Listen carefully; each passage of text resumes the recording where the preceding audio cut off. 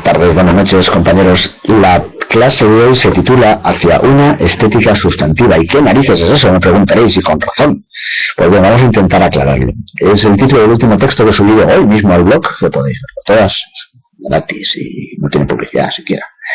Y intenta ahondar un poco en algunas de las betas que estamos abriendo últimamente y que espero que os puedan ser clarificadoras para algo, lo que sea. ¿En qué sentido? Pues bien, he estado leyendo librillos a raíz de esto de la crisis, ¿verdad? Que estamos todos jodidos y que hay que hacer recortes por arriba no se hacen por abajo y por arriba había que hacerlos.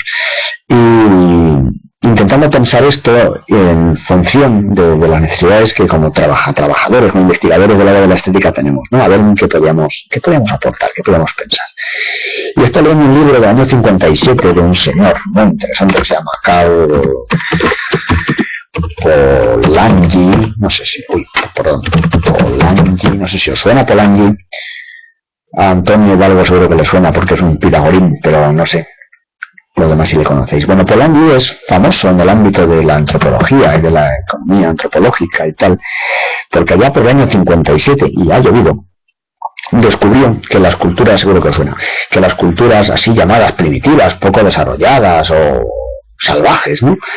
Pues claro, uno se imagina que están todo el día ahí con su taparrabos y su lanza como locos, matados de hambre, intentando cazar algo para comer, llevarse a la boca y tal, y que las pasan canutas y que mueren de hambre muy a menudo y tal y cual.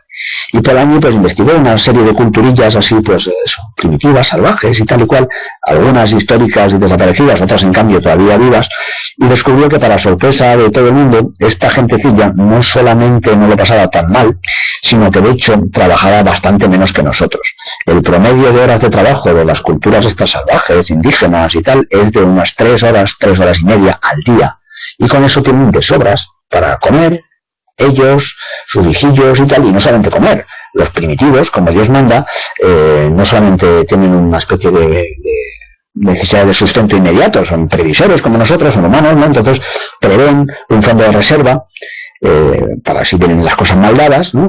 Y prevén un fondo ceremonial, que es algo que nosotros no tenemos, porque muchas de las culturas primitivas, pues primitivas entre comillas, ¿vale? Pero, para entendernos, muchas de las culturas primitivas pues tienen grandes ocasiones, todavía como se ven los carnavales, ¿no? Que la gente echa los restos y se gasta lo que tiene y lo que no tiene, pues los fondos ceremoniales son para bodas, para ocasiones especiales, y la gente esta, en esas 3 horas al día no solamente consigue comer sano y suficiente y tal, sino que acumula cosillas para sus grandes ocasiones, sus ceremonias, sus reservas, e incluso generar algo de excedente para hacer sus intercambios, ¿no? Entonces, claro, era sorprendente en los años 50 que claro, que esta gente trabajara 3 horas y media al día y nosotros estuviéramos reivindicando la jornada de 8 horas, que ahora ya las 8 horas el que las trabaje es un afortunado.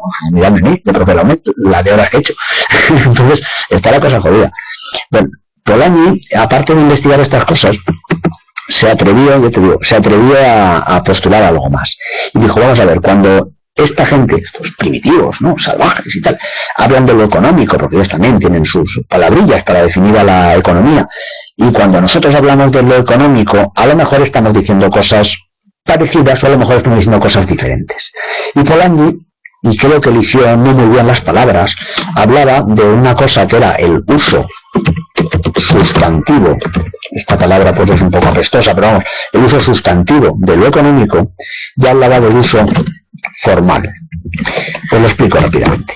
El uso sustantivo de lo económico, aquello a lo que sustantivamente aludimos como económico, sería básicamente pues esto, el conseguir el qué comer, el conseguir dónde protegernos, el conseguir dónde vivir, ¿no?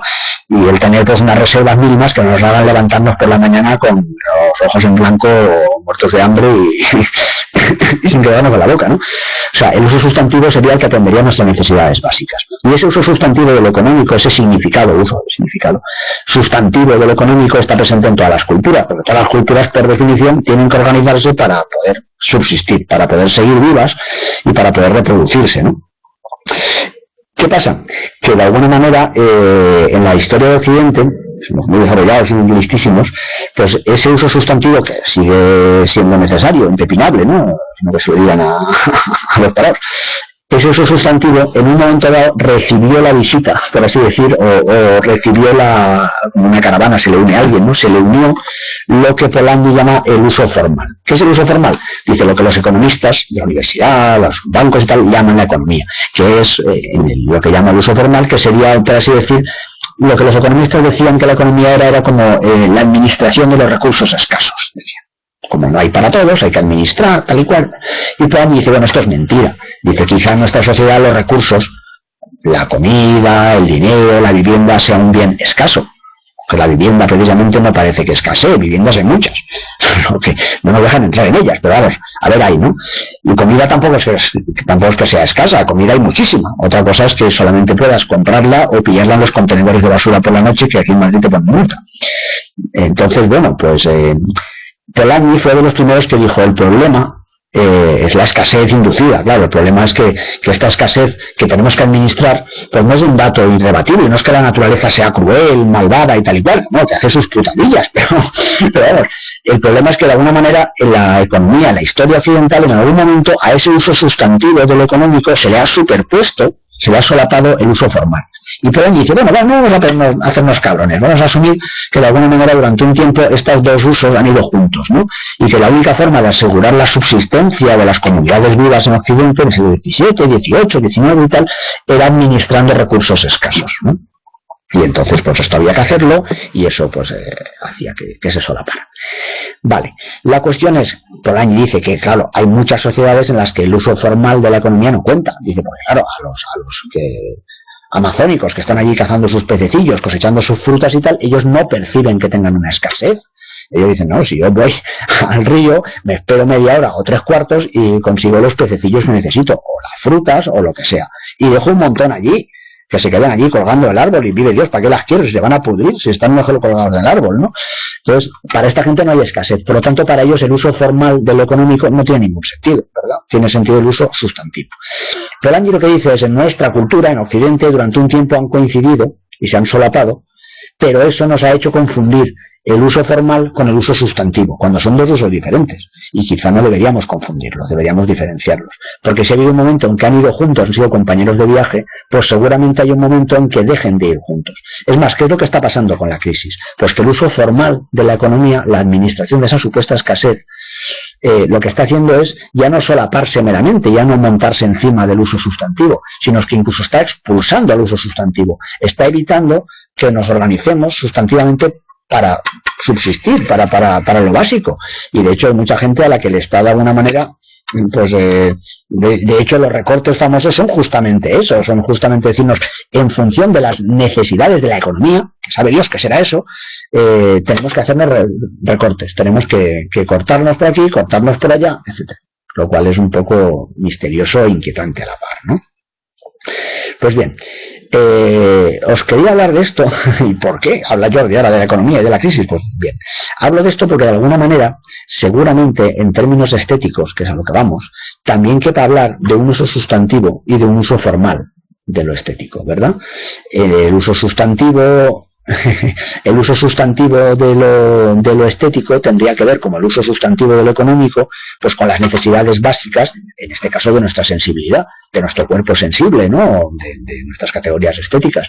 Y el uso formal seguramente sea todo el aparato, todo el dispositivo cultural, institucional que se ha construido y que en un momento dado, como decía Polanyi, quizás ha coincidido, se ha solapado con el uso sustantivo. Quizás, siendo buenines como Polanyi, en algún momento este uso formal de la sensibilidad, esta serie de instituciones y dispositivos de la alta cultura ha coincidido y ha sido compañero de viaje con el uso sustantivo, o sea, con las necesidades de nuestra sensibilidad. Pero quizás ahora, y ahí entra la sospecha, ya no sea así. Quizás ahora ese solapamiento sea una especie de parasitaje y quizá en algún momento el uso formal de lo estético, el uso formal de lo artístico esté dispuesto a expulsar al uso sustantivo, esté dispuesto a ignorar tan olímpicamente como hacen los banqueros y los especuladores, a ignorar las necesidades, en este caso estéticas, de la gentecilla que debería nutrirse de ese dispositivo.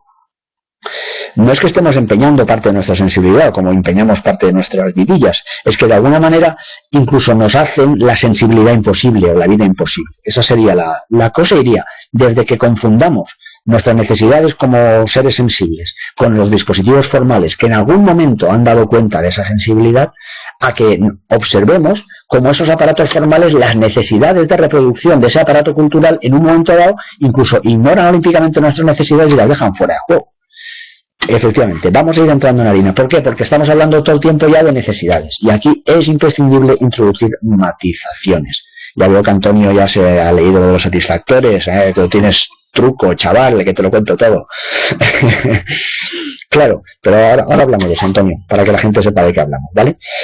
En este momento vamos a la pizarra, que está aquí, y vamos a hablar de la teoría de las necesidades de Max Neff. Max Neff es un chileno, un poco notas el hombre, un poco friki, debe ser, ahora que no nos oye.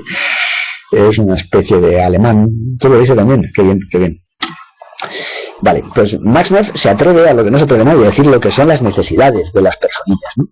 ¿En qué sentido? Pues el hombrecillo hace ahí 9 palabras que para él expresan lo que son las necesidades. Es muy importante para entender a Max Neff separar necesidades de satisfactores, como adelantaba Antonio. Es decir, las necesidades son, por así decir, los vectores básicos que necesitan ser atendidos, dice Max Neff, y yo creo que tiene razón, en cualquier cultura y en cualquier tiempo, todos tenemos, todas las culturas, todas las personillas, tenemos en mayor o menor grado, evidentemente, alguna o todas de estas necesidades. Subsistencia, protección, afecto, entendimiento, participación, ocio, creación, identidad y libertad. Si a alguien se le ocurre alguna que no está aquí incluida, la podemos añadir, pero no la hagáis ahora, ¿vale? Para no marear la perdiz. Luego hacemos un barrido. En cualquier caso, si estas son las necesidades que son universales y que son intemporales, que están ahí siempre, mientras los humanillos seamos humanillos, lo que Max Neff dice es que luego lo que hay son satisfactores. Y los satisfactores son, pues, formas de organización, estructuras políticas, prácticas sociales, condiciones, comportamientos, valores, normas, son cosas, en definitiva, elementos que, como su nombre indica, satisfacen esas necesidades. Y estas sí son variables, son muy variables. Cada cultura, cada momento, cada cuerpecillo se inventa las suyas, se inventa o se adapta o se apropia de las suyas, ¿vale? Y ahí estaría todo, pues más o menos, funcionando. ¿Por qué es interesante esto?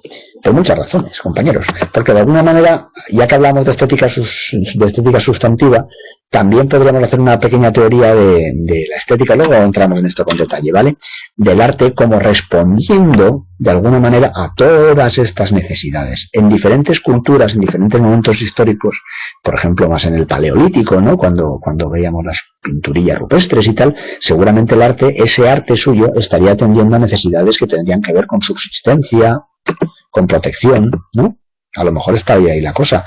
El arte religioso durante mucho tiempo ha tenido incluso que ver con las necesidades de afecto, de entendimiento, todo el arte mitológico, todas las mitologías, ¿no? Sirven para entender el mundo, cómo funciona esto, ¿no? ¿Quién nos dio el fuego? Todo este tipo de cosas. Eso es arte y a su vez contribuye a que nos sintamos pues protegidos, a que entendamos el mundo, ¿vale? Y todo eso son necesidades que el arte en algún momento ha cumplido y que ahora seguramente pues no esté cumpliendo, pero a lo mejor cumple otras. A lo mejor hay otros momentos en que el arte pues ha tenido más que ver con la participación, o con la libertad, o con el ocio, ¿verdad? Lo que me interesa de este juego de las necesidades de Max Neff en relación con la estética y con el arte es que nos permite, fijaos que bien, una teoría estética que abarque tanto desde lo paleolítico hasta lo posmoderno. ¿Por qué? Porque lo que la teoría de las necesidades plantea no es que todas las necesidades se den al mismo tiempo en todos. Yo ahora mismo no tengo necesidad ahora mismo de subsistencia, protección, afecto, entendimiento, vamos a ver de todo, no. Me hace falta algunas necesidades, voy teniendo hambre, ¿no? Entonces a lo mejor la subsistencia ahora aparece dentro de un rato cuando me sacie, entre otras cosas, ¿no? Iré viendo. Con las culturas pasaría lo mismo, las culturas estéticas, ¿no? Irían de alguna manera atendiendo a estas múltiples cosillas. Todo esto está bien, ¿no? Está bien que lo consideremos para verlo y tal. La clave, o una de las claves potentes de la teoría de Max Neff, está en la noción de satisfactores. ¿Por qué? Porque diferenciar entre necesidad y satisfactores es un primer truco muy bueno, hay que decir, para no liarnos, pero luego vemos que los satisfactores no todos son iguales y que hay satisfactores que son extremadamente tramposillos. Vamos a ver la clasificación que hace Max Neff, ¿vale? Él hace esta clasificación, traca, que veis aquí, deja el paleolítico, Romero, no me líes ahora. Y dice, satisfactores pueden ser destructores. Cuando un satisfactor luego hablamos del paleolítico, que si no me hago la pilla un lío, soy un poco torpe.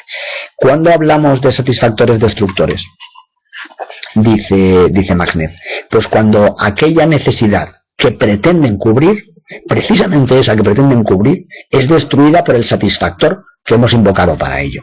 El ejemplo que da Max Neff, discutible como cualquier ejemplo, infinitamente discutible o no, es el armamentismo. Tenemos necesidad de sentirnos protegidos, con lo cual nos compramos armas, muchas armas. Hacemos que haya muchas armas, y cuando hay muchas armas, evidentemente, pues en algún momento pues dejamos de estar protegidos, y nos pasa justo lo contrario, ¿no? De hecho, bueno, los ejemplos son abundantes y dolorosos al respecto, ¿no? ¿No entiendes, Cantero? Pues una cultura, por ejemplo la cultura norteamericana, tiene necesidad de sentirse protegida. La necesidad de protección es una necesidad básica, radicalmente humana y comprensible antropológicamente. Pero ¿cómo atiende la cultura norteamericana a esa necesidad de protección? ¿Cómo la satisface?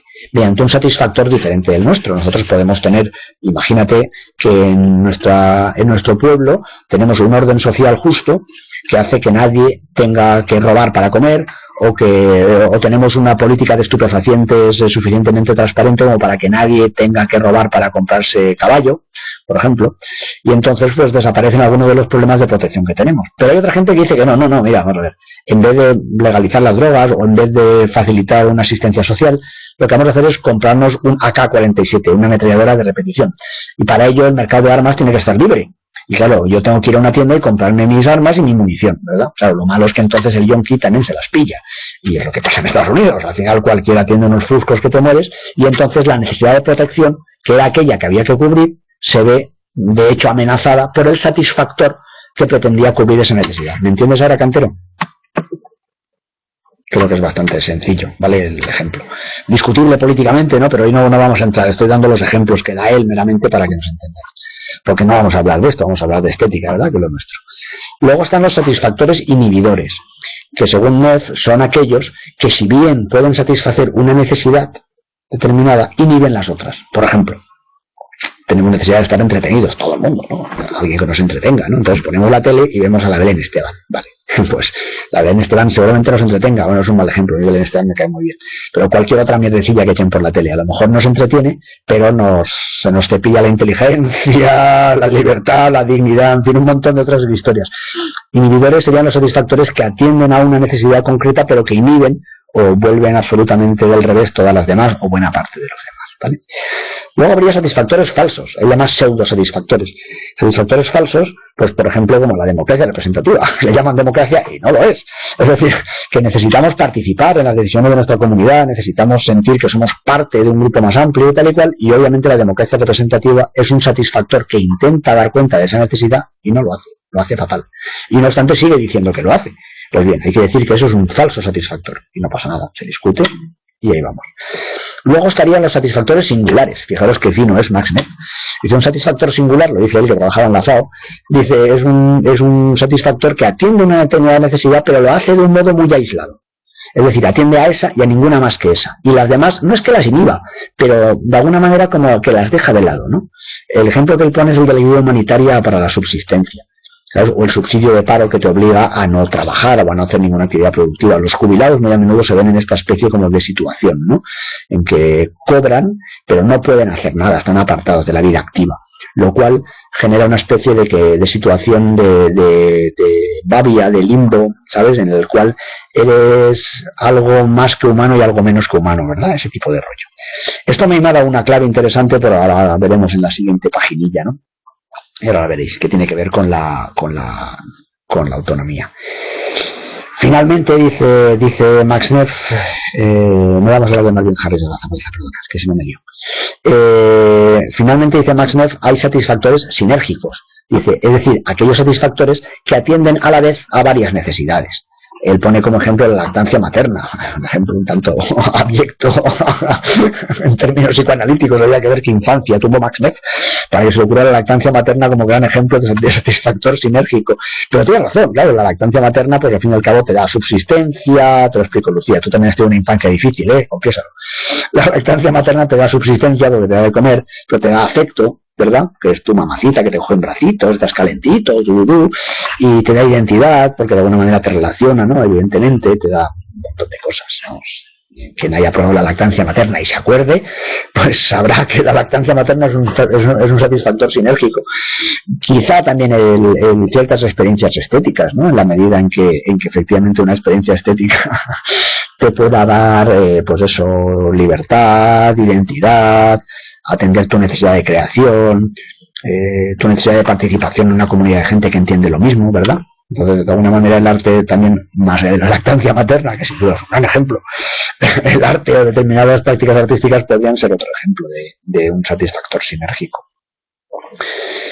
A mí todo este esquema me vais siguiendo, ¿verdad? Esto es muy sencillo de entender. Vale.